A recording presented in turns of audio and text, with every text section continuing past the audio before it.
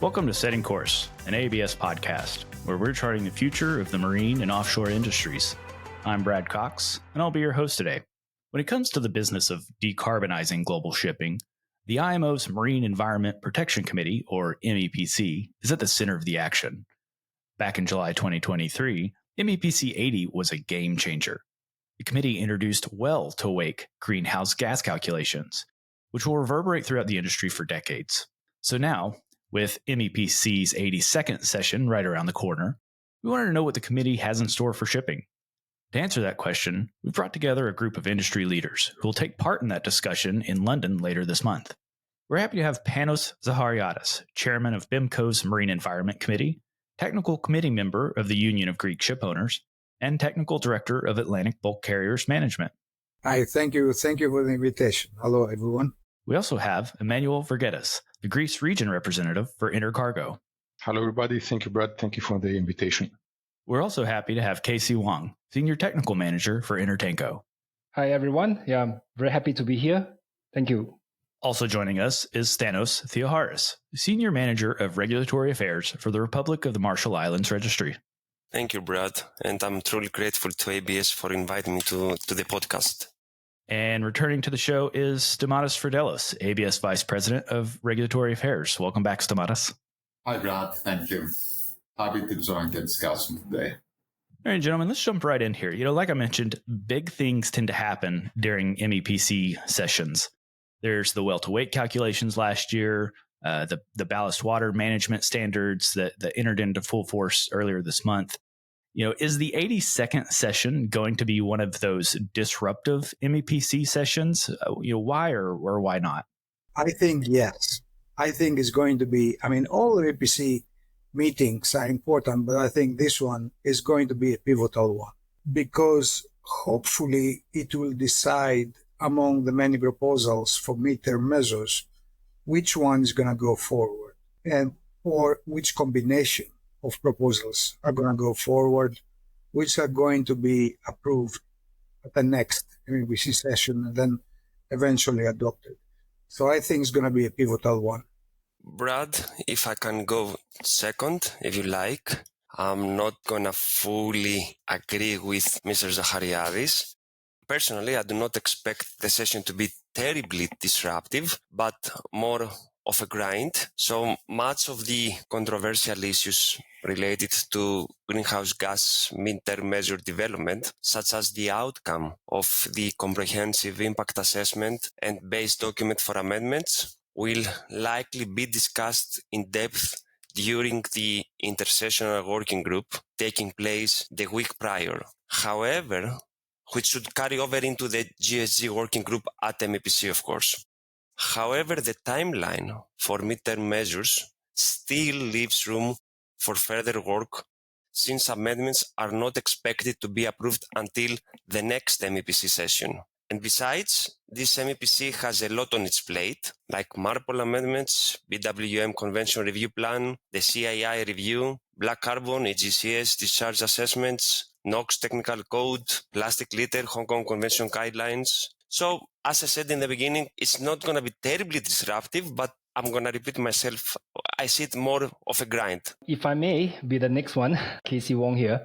I think what Mr. Theoharis has mentioned, I think it may be we are seeing momentum slowly moving towards an outcome because I think there's still some room. MEPC 82 this year, I think we will have another 2 more sessions with a special session in next year, 2025, MEPC 84, if it gets approved. I think it really depends on how agreeable everyone is for the greenhouse gas midterm measures. I think there are a lot of similarities and then there's a lot of effort being made to try to bring the different parties with different proposals to converge. But I think there's also, we have sensed that there are some divergence in terms of view, especially on whether a levy should be there. We know that this goes against some group of countries' objectives or interests. Hence, there might be quite a long and labored negotiation that goes on. Yeah, and plus, I think we see a lot of submissions for the CII review,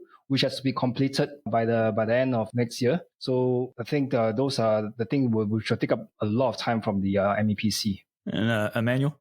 Yeah, thank you. I tend to agree both with Panos and Thanos, and of course the very valuable comments by KC. Of course, it will be really critical that there is progress during the intersessional, the week before the MEPC. And I hope also that there is going to be some good progress with IMO Net Zero Framework, which is the draft document that have been submitted. Now, I don't know if finally it's going to be used or if this very complex document that was also submitted during the Bonn discussions, the informal discussion of various member states, is going to be taken into account. But in a way, yes, there is some room. On the other hand, it is critical that there is a substantial amount of consensus among the members in this meeting with regards to the midterm measures. And of course, there are so many other topics on the table that most possibly are going to be discussed. Most of them, one of the most important topics is also the CII, of course. Just to highlight the complexity of this MEPC session is the fact that we currently have approximately 170 papers that have been submitted in MEPC, plus the previous papers, especially for the CII from the previous sessions that are going to be discussed in this MEPC, plus another more than 30 papers, long papers, and complex papers with various combinations of the midterm measures that are going to be discussed in the intersessional. So it will be a really complex and difficult session. Stamatis? Yes, thank you, Brad. I will also agree with previous friends and colleagues. We see a lot of interesting topics that are going to be discussed during this meeting. But of course, I think the most challenging and important ones are, the progress on the midterm measures. And I see this difficult work for the chairman of the working groups, but also the chairman of the committee to try to find consensus on all these different aspects and deviations in the proposal, both on the technical measure and the economic element. But also on the CII framework, we have seen several submissions on correction factors, on different ship types, operational profiles, of projects, etc. So it will be quite difficult work to try to find a way forward for the committee to, let's say, find a consensus and at the end, approve the midterm measures and the amendments to the CII framework at the next meetings. But it is an important one because we understand this meeting will define how we're going to progress and how IMO is going to treat all these proposals and the way, the methodology that all these proposals will be assessed, will be considered to reach to a conclusion. So, Thanos, you mentioned the grind and Emmanuel mentioned the 170 some odd papers that are going to be kind of discussed. So to kind of distill that down, what do you guys think are going to be the hottest button issues? What are the ones that are going to, really grind the gears and what direction do you think the committee is going to go on those? So I believe that definitely an important line of work will be the review of the short-term measure, the CII, the carbon index indicator. And the review is expected to go into the next phase of work, which is the data review phase. So there are many proposals highlighting areas of the CII framework that need to be addressed as part of this review. So personally, I believe that will take much of the discussions of the committee. But we are also in the middle of the review being conducted on the Ballast Water Management Convention, which aim is to take a systematic and evidence-based approach to the development of a package of amendments to the convention itself and any related instruments. One of the items, therefore, which could be identified as requiring considerable discussion within the Ballast Water Review Group at this MEPC session could, in my view, be the revision of the BWMS code, the code that is ballast systems are being approved, as it has components affecting a quite large number of matters which the correspondence group on the review of the Ballast Water Management Convention has been working on. So, as I said, there is a variety of matters, and I guess it's definitely going to be CII, but I do see some important things also happening in the Ballast Review Group. So this is funny. Usually me and Thanos see eye to eye, but but not this one, apparently, because I don't think they're going to spend any big amount of time on CII, because they do have time. First of all, the proposals are many and diverse. So it seems to me and they don't like to throw out anything. So, and that complicates things. So it seems to me there might be some special session, some intersessional working group only to try to consolidate the proposals on CII. I don't think anything serious on CII is going to be done at this MEPC. And when I say MEPC meeting, I also include the intersessional working group on midterm measures. As Casey said, the momentum is to try to finalize the midterm measures. That's what I think. And I see there, we started with many proposals and there was consolidation. Japan joined the European Union.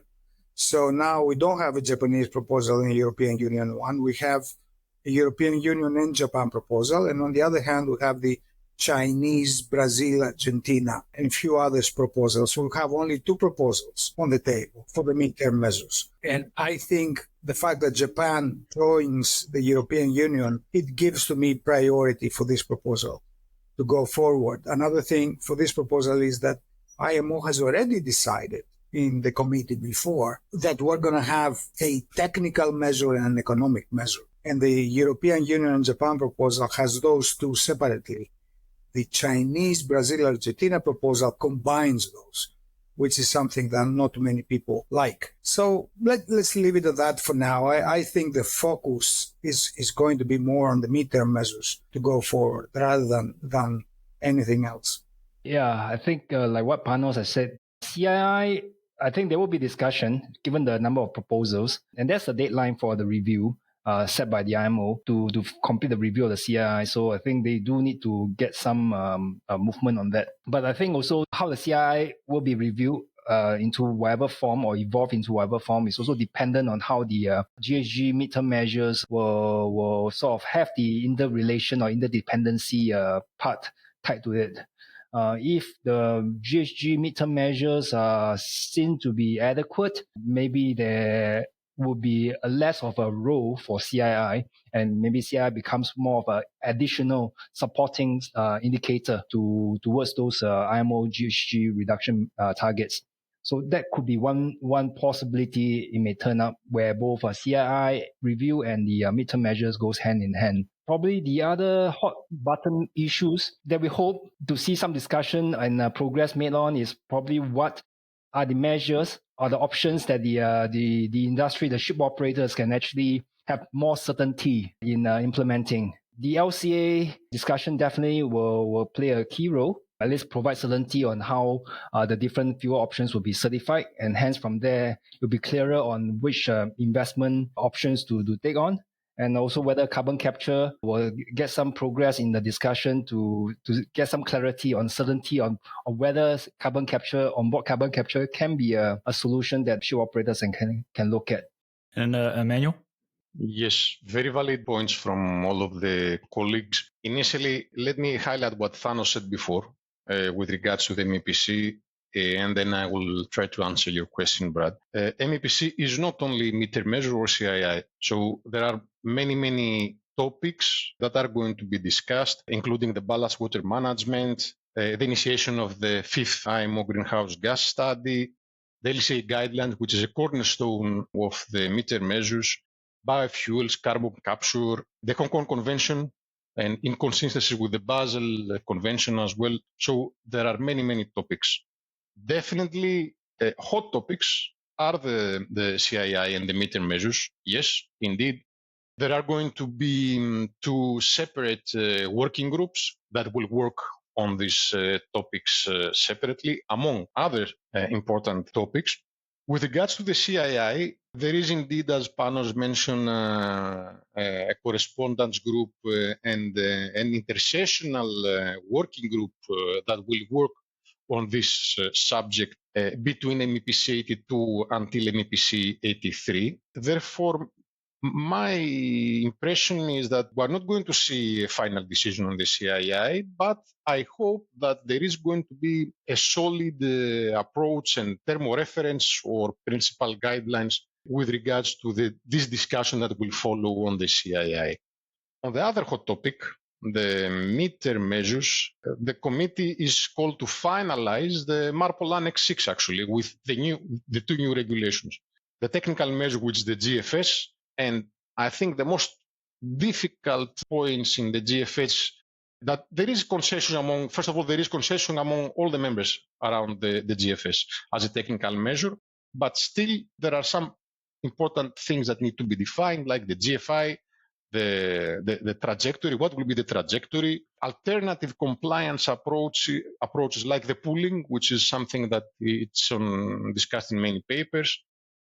And with regard to the economic measure, things are much more complicated. There are political issues there, as Panos said again, different approaches from some countries. Therefore, it will be really difficult and challenging as a hot button, I think a hot topic, the calculation of the economic distribution and what will be this possible levy. It will be $50, $100, I don't know. And of course, one of the hottest topics is the distribution of the revenue.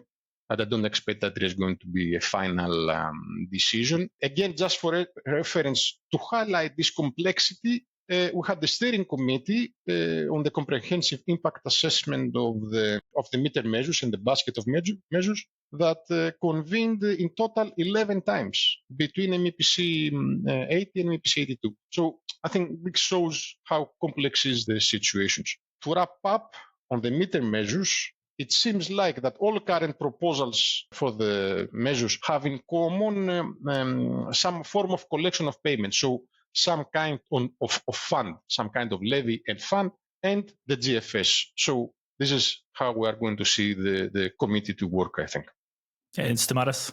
Yes, thank you, Brad. I would agree with colleagues that on the CII framework, of course, we are going to have the initiation of the review period.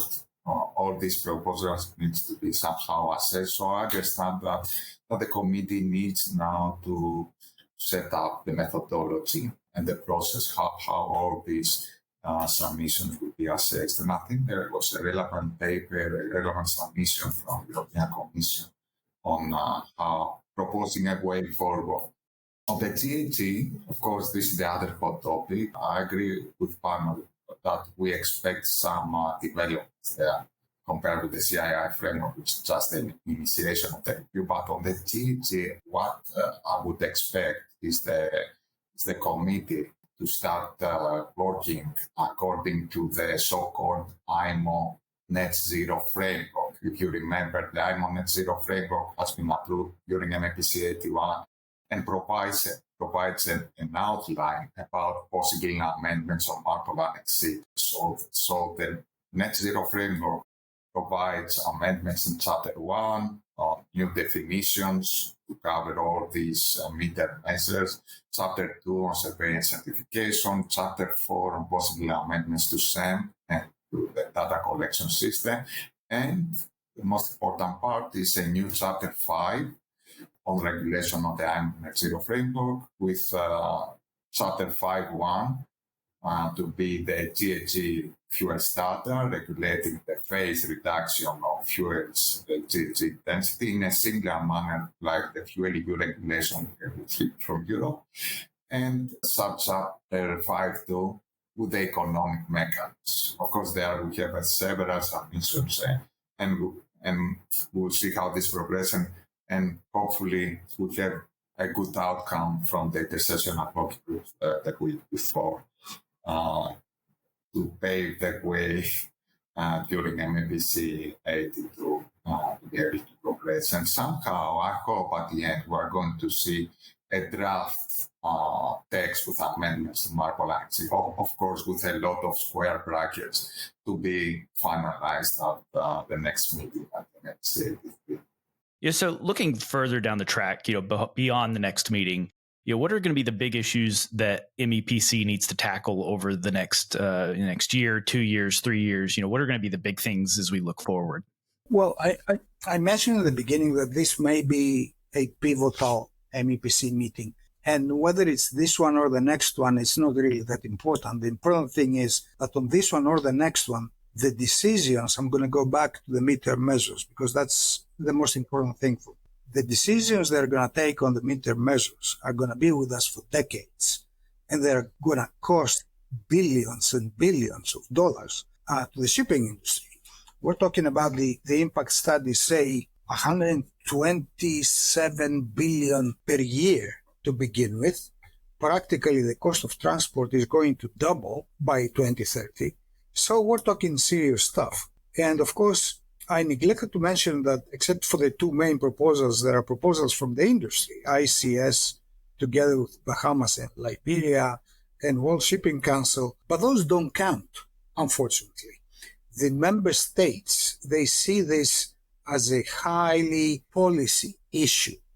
And they say to the industry practically, you stay out of this, we'll decide and we'll let you know what we decided, because this is a very high policy issue, which is a problem. The problem being that it may give us something which is extremely complicated to apply in practice, as I see both of the main proposals being.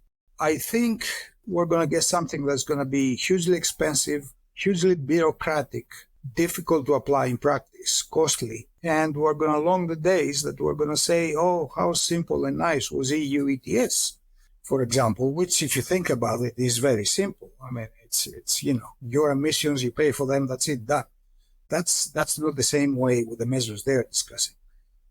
But that's reality with IMO, unfortunately.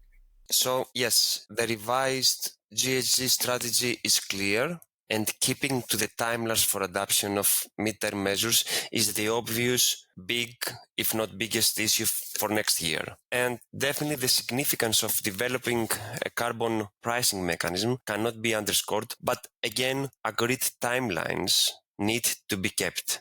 I would like, though, to add another, at least in my personal view, another big issue could be that in relation to the Hong Kong Convention, the recycling of ships. Emmanuel has already mentioned that, which is coming into force on 26th of June 2025. And the fact that although draft guidance on the convention's implementation and the Basel Convention, which is related to the control of transboundary movements of hazardous wastes and their disposal, has been prepared by the IMO Secretariat for the committee's consideration due to some potential legal issues identified concerning the interplay between the two conventions. I believe that MEPC should keep requesting the IMO Secretariat to continue and strengthen the cooperation with the Secretariat of the Basel Convention in order to ensure clear implementation of the Hong Kong Conventions, since the Secretariat of the Basel Convention was not in a position to contribute to the development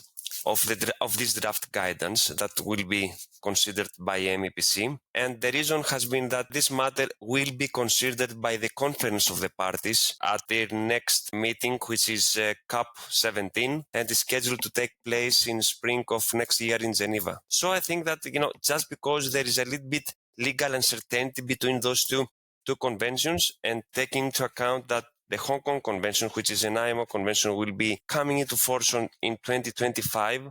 These things will need to be clear, so there's going to be definitely a clear and robust implementation of the IMO Hong Kong Convention. Just to add what Thanos was saying, very valid points, that apart from the Basel Convention, we also need to see alignment with the European regulation and the EU ship recycling regulation, that it is currently already revised by the European Union, and probably it's going to be much more strengthened. We also need alignment in these regulations as well. Going back to your initial question, I hope that, and with regards to the short-term measures, I think it will be important that the committee will adjust the CII or whatever this KPI is going to be to a measure that is going to better reflect the vessel true energy efficiency. And also, we also need to start considering the potential overlaps between the short-term measures and the mid-term measures. There are some more papers also submitted in MEPC, I think, by Korea and Rina, I think, on this subject. And of course, a big question will be the quality of the data that are going to be submitted to IMO-DCS. Since it seems that the IMO-DCS it's going to play the role of the recording of all this information, based on which ships will need to comply with the GFS and also will pay the levy. So this will be important as well. Now, on the midterm measures, yes, member states are going to decide, of course, because as Panos said, these are highly political issues. On the other hand, with regards to the implementation, and while we will have the framework of the MARPOL Annex C with the new regulations there is going to be a significant amount of work in order to ensure the efficient implementation by the ships. So a lot of work is going to be done in creating various guidances. For example, if the charter or commercial operator will be responsible for the cost or not, or how the regulation will permit ships to participate in a pool, and all these issues that probably will need further guidance. In all this work and all these new measures that are going to hit the shipping community, it is very, very critical minimizing the administrative burden. And this needs to be taken seriously into account in the implementation of these measures. And of course, there is going to be a lot of work in order that we finalize the LCA framework. So these default emission factors that Stamatis mentioned and Casey mentioned, these are of critical importance that are there in the midterm measures and also for ship owners, and all the other certification schemes that need to be developed for these fuels in order that we have the fuel label as discussed before. And last but not least, one subject that still is not discussed, but it's going to be quite challenging. While we consider the establishment of this of a fund or some kind of fund where all these billions are going to be gathered there, as Panos said before, there are many legal issues and probably also in connection with the UN Climate Fund principles that will need to be reviewed. Creating and distributing all these revenues, it's going to be, I think, really difficult and challenging in the following years as well, on how the IMO will develop this fund and how it will work. I think what Panos and Emmanuel has brought out is a very, very valid points. I mean, especially on what the Panos mentioned about the playground is very much of a member state playground in terms of how the discussions go. Definitely on various topics, since IMO is a member states organization. But of course, we do, from the industry, we do have to share what we see on the ground as well, because in the end, eventually the transition has to be done by the industry, by the ship operators and the ship owners who have to put in the investments in order to meet the transition goals. And we have to actually voice out to say what is possible and what is not possible. I think even though the EU ETS, as mentioned, has its merits in terms of implementation, but it does have its other downside as well. And we do have to be careful about what sort of outcomes and signals is going towards, especially if the outcome is going to deviate from the transition goals. We may end up paying, and the more resources that's taken away from the parties who can make the transformation, the later they were able to actually be able to do the transition, to make the investments. Hence, the targets will not be met. So we do have to be very careful about that. So in terms of big issues that they need to be tackled, definitely the reduction trajectory. We know that the member states are trying to come up with the technical thresholds on the annual year-by-year basis, how much to reduce. But that has to be tied in with what is the amount of net zero fuels available. And that is still a big question mark because nobody is looking at the supply side. And the way the discussion is going, it seems that it's left the free market to actually enable that to be met. And as we've seen, that has also, when we see with the ballast water management systems, we leave it to the free market. Yes, things can be installed, but there's a long tail of problems that we have to deal with. And in the end, we may not meet the objectives that we seek to solve. So I think these are the two key main things in terms of trajectory and also the availability of net zero fuel. And Stamatis, what do you think are going to be the big issues, a year or two out?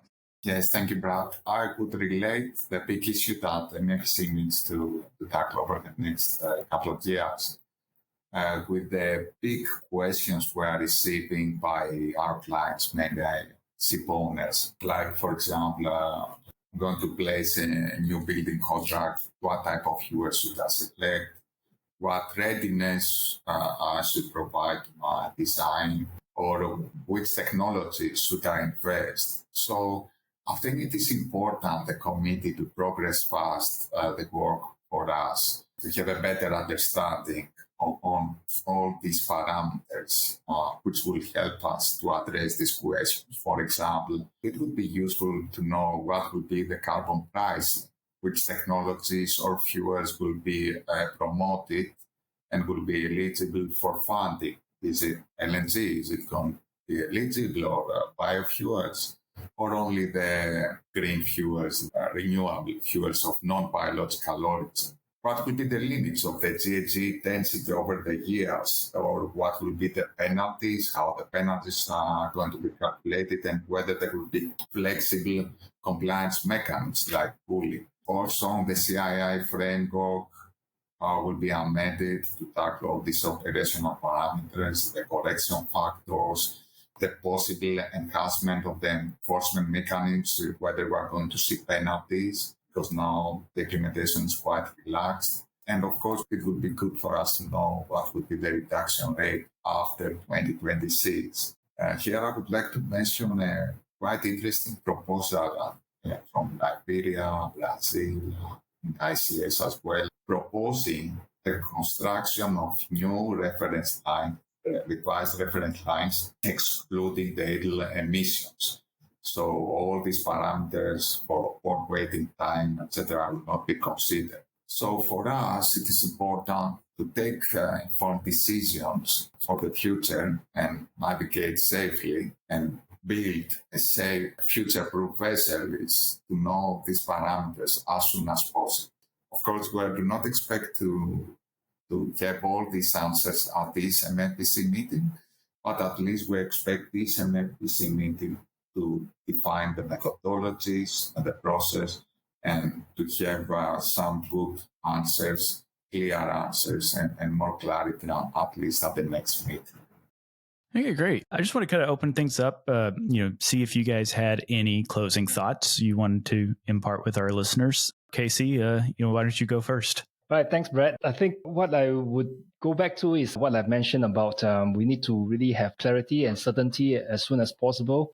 The IMO has set the targets, and the time is running out in terms of the reaction time and lead time required to meet the targets. I think the industry generally is prepared that there'll be increased costs for the transition, and we have to do it. But of course, it has to be done in a pragmatic way. We hope that this session would be able to look at all angles and look beyond the political interests and get on with what we need to do. Manuel, you want to go next? Yes, Brad, thanks. I'm optimistic that the shipping industry will meet the targets of this transition and this strategy. Shipping has done this before, and there is technical competency among ship owners and ship operators. And I do see the alignment from all the other stakeholders, class societies, banks, ports, flags, etc. So on this issue. So there is alignment from all the stakeholders. Therefore, I'm optimistic. Of course, we need to be pragmatic. And what we need to highlight is that the majority of the investments are also on land. So member states and countries need to support shipping on this issue and need to provide the needed fuels, the safe fuels that are needed on this transition. Stamatis, any closing thoughts? Yes, we need to move fast, we need clarity, but during this journey, we need to be careful as well, because I understand now there's quite big pressure to move forward and fast. We need to be careful and consider the safety aspects thoroughly. So this is a key element, the safety and how we will safely deliver this GHG reduction journey that we have in front of us. Thanos, I'll have you go before Panos for a change. Okay, all right. Thank you, Brad. I wish that I could give the answers that Stamatis is looking, so he could further relay them to ABS clients. but I don't have the answers. And I do understand that I really appreciate that the regulatory compliance can be sometimes, or most of the times, can be burdensome. However, I don't think that the industry should expect regulators to take the foot off the gas pedal anytime soon, at least. And therefore,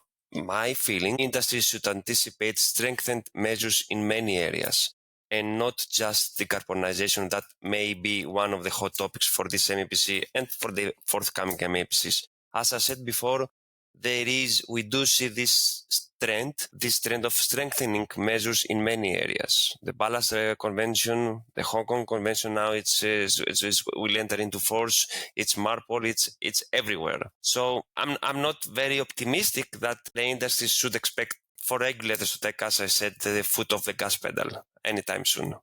Okay, from my part, I'm glad that the big question we had for many, many years, whether IMO will go for a flat levy or for an ETS, has finally been answered. And the answer is both. We're going to go for both. The EU proposal, for example, calls for a levy in the economic element of $100 per ton CO2, which means about $300 per ton of fuel, and the ETS is hidden in the fuel element, in the technical element, in the fuel standard, where you buy and sell your underperformance or your overperformance. So we have both, and the Chinese proposal is not too different. So that's my closing thought. Okay, great. Well, Panos, Emmanuel, Thanos, Casey, Stamatis, thank you all for joining us for this episode. And, definitely thanks to your organizations for allowing you guys to take part in this and be part of this discussion. I think it's been a great conversation, and I'm sure we'll all be keeping an eye on London in a couple weeks. Thank you. Thank you very much, all. Thank you, and nice to see you. Yeah, thank you, Brad. Thank you, everyone. Thank you. Thank you. And for all our listeners out there, thank you for joining us for another episode of Setting Course.